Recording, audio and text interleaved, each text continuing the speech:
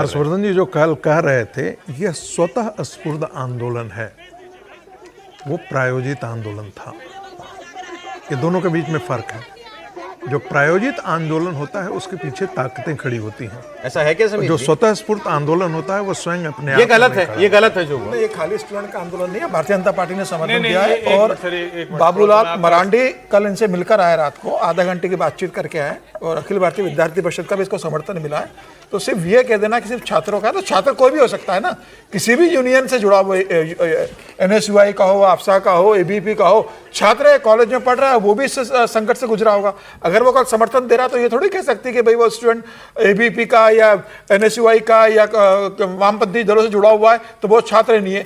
छात्र है, अब उसकी विचारधारा क्या जुड़ी है या लगे, लेकिन सारे विचारधारा के छात्रों की समस्या अगर एक होगी तो सारे छात्र एक अम्ब्रेला के नीचे आ सकते हैं। एक समस्या को लेके, ये नौकरी न मिलना है, सभी छात्रों की समस्या है। पेपर लीक होना सभी छात्रों की समस्या है।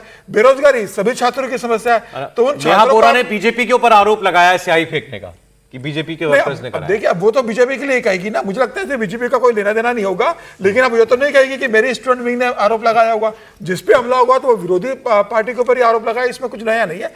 लेकिन मुझे लगता है कि वहां पर अब छात्र के कई नेता लोग पहुंचे होंगे। अब वहां स्थानीय लोगों को लग रहा होगा कि भाई ये दिल्ली से आकर इस पूरे मूवमेंट को हाईजैक करना चाहती है। एक बात कहनी पड़ेगी सर, लेफ्ट पार्टियां भले ही जो है सरकारों से गायब हो रही है, लेकिन इनकी जो स्टूडेंट विंग है ये हमेशा चर्चित रहती है। नहीं सर, नहीं है सर। मतलब मीडिया वाले अतिरेक करते हैं, हम लोग मतलब ओवर एस्टिमेशन करते हैं। बताइए ने कहा ये कौन सा ऐसा काम कर रही थी ये लड़की जिसकी वजह से आप जानते हो? तिलचट्टा प्रदर्शन में आई, वहां अनशन कर दिया, उसके बाद से सब उसको सर माथे बिठाए घूम रहे हैं।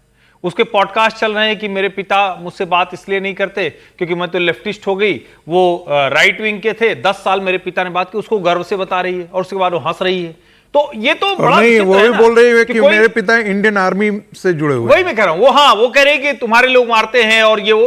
अब सवाल ये कि आप उन लोगों को ज्यादा हम लोग तवज्जो देते हैं जो आतंकवादियों के साथ खड़े हो जाए, जो उमर खालिद के साथ खड़े हो जाए। चर्चित हो गई। मैं कहता हूं क्यों चर्चित हुई, इस पे तो बात करिए ना।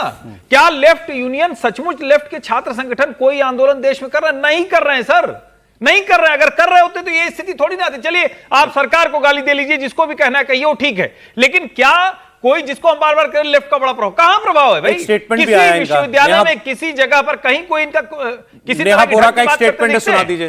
हाँ, ये गाजा पर जरूर आपको दिखते हैं कि स्याही फेंक दी, क्या करेंगे?